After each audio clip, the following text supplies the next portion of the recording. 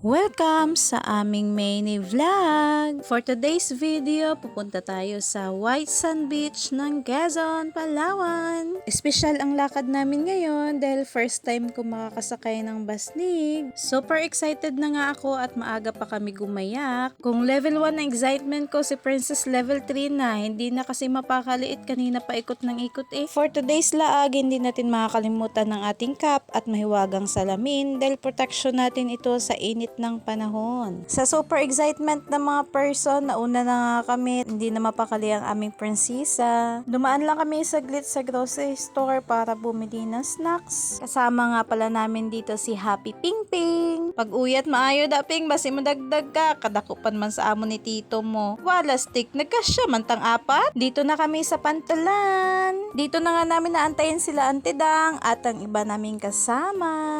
At ilang saglit nga, dumating na rin sila Uncle Mario. Para makapunta sa Basnig, kailangan pala naming sumakay sa isang maliit na bangka. Pero ang maliit na bangka nila parang ang laki pa din. Nakaka-amaze lang. Ito nga pala yung bangka na pinapangsundo nila Uncle Mario kapag may huli silang isda from Basnig to Fishport. Yung malaking bangka kasi tulad ng mga Basnig ay nasa malalalim na area lamang. Kaya may mga tulad nito. At hindi lang basta laag tong gagawin namin dahil ito ay pasasalamat din sa Panginoon sa masaganang huli nitong mga nakaraang linggo. Sa dami nga ng huli, pumatak na nga ng 20 pesos kada kilo ang galunggong dito sa area namin. After 10 to 15 minutes nga, nandito na rin tayo sa Basnig ni Maki. At pag-akyat ko pangalan dito sa Basnig nila Maki ay amaze na ako. Ay, sobrang laki pala neto. Sa paghila pa lang ng angkla, ganito na ang ganap. Ay, sa bigat baga naman. At pag-ahon ng angkla ay abay, ganito pala kalaki yun. At ngayon, ready to go na tayo.